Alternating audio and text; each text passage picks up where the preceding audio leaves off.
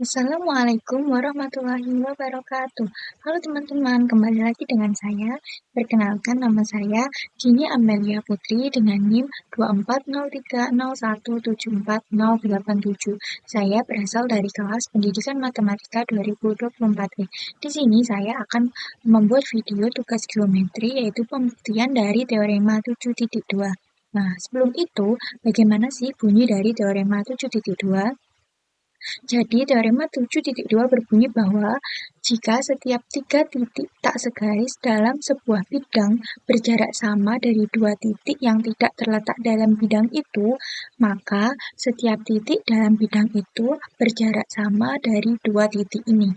Nah, teorema ini ya teman-teman yang akan kita buktikan, maka langsung saja pada pembuktian.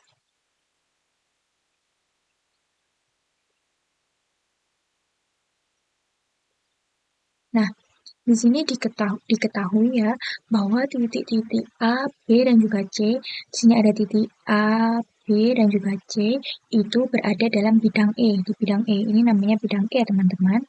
Lalu titik P dan juga titik C tidak terletak dalam bidang E. Titik P dan juga titik C tidak terletak dalam bidang E. Nah, AP panjangnya dari AP, jaraknya AP itu sama dengan jarak AHI. AHI. Jadi AP sama dengan AHI. Nah, selanjutnya BP itu sama dengan BHI. BP itu BP itu sama dengan BHI. Nah, selanjutnya CP itu sama dengan CHI. CP itu sama dengan CHI. Nah, itu yang diketahui ya teman-teman.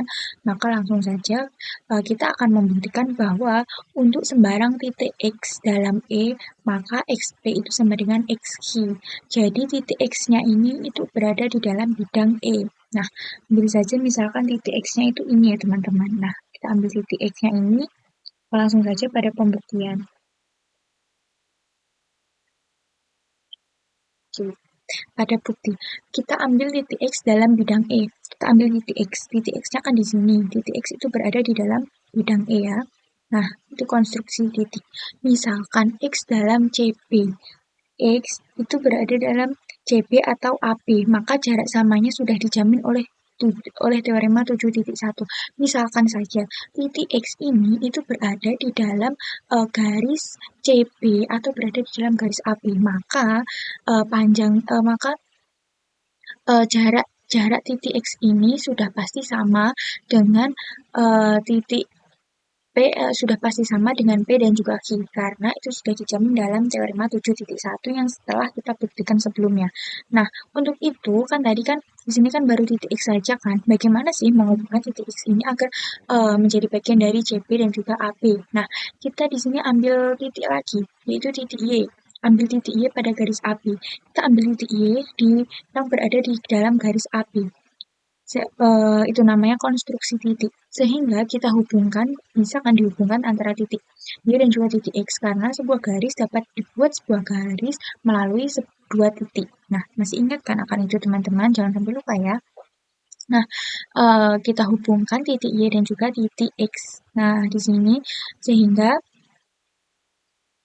hubungkan titik Y dan juga X sehingga menjadi YX, sehingga menjadi garis YX. Itu berdasarkan postulat garis. Setelah itu, titik Z itu pada CB. Nah, titik Z ini adalah perpotongan dari titik Y dan juga X ketika garis ini dihubungkan, maka garis ini akan memotong dari garis CB. Nah, perpotongannya ini kita beri nama misalkan saja Z. Nah, di sini kita beri nama Z. Jadi, titik Z itu berada pada garis CB. Benar kan? Itu kan karena ada perpotongan tadi YX. Karena YX memotong CB berada pada sebuah titik, kita sebut titik Z. Sehingga titik Z ini berada di dalam garis CB. Benar kan? Nah, selanjutnya, maka titik Z ini karena dia berada di dalam garis CB, maka jarak titik Z ini terhadap P dan juga Q itu sama. Karena apa? Karena garis C dan juga B itu sudah diketahui bahwa jaraknya terhadap P kan sama. Sehingga titik di dalam garis C dan juga garis ini, nah di antara C dan juga B ini, titik Z ini, nah itu juga akan sama panjangnya dengan P dan juga Q. Setelah itu, titik Y ini kan terletak pada AB, pada garis AB kan. Titik B ini itu terletak pada garis AB. Sehingga titik Y ini sudah pasti dijamin panjangnya itu jaraknya itu sama dengan P dan juga Q. Karena garis AB tadi kan panjangnya sama dengan P dan juga panjangnya sama dengan P dan Q. Nah, karena Y itu berada di dalam garis AB, maka Y ini akan berjarak sama juga dengan P dan juga Q. Nah, sudah ya sampai di situ. Maka selanjutnya, nah, karena menurut teorema 7.1 yang kita buktikan sebelumnya, setiap titik yang berada pada YZ, semua titik yang berada pada YZ, sebentar. Semua titik yang berada pada YZ, semua titik yang berada pada YZ. Nah, YZ ini berjarak sama dengan PX, maka maka titik X ini yang berada di dalam bidang itu juga akan sama jaraknya dengan P dan juga XP itu akan sama dengan XQ. Karena apa? Karena titik X ini berada di dalam garis YZ. Dan X itu terletak pada YZ, maka teorema 7.2 telah terbukti benar. Buktikan karena kan titik X itu terletak pada garis YZ. Jadi jaraknya XP ini XP XP itu akan sama dengan jaraknya XQ. Maka teorema 7.2 telah terbukti. Sekian dari saya. Mohon maaf apabila ada salah kata maupun perilaku yang kurang berkenan. Saya akhiri. Semoga membantu.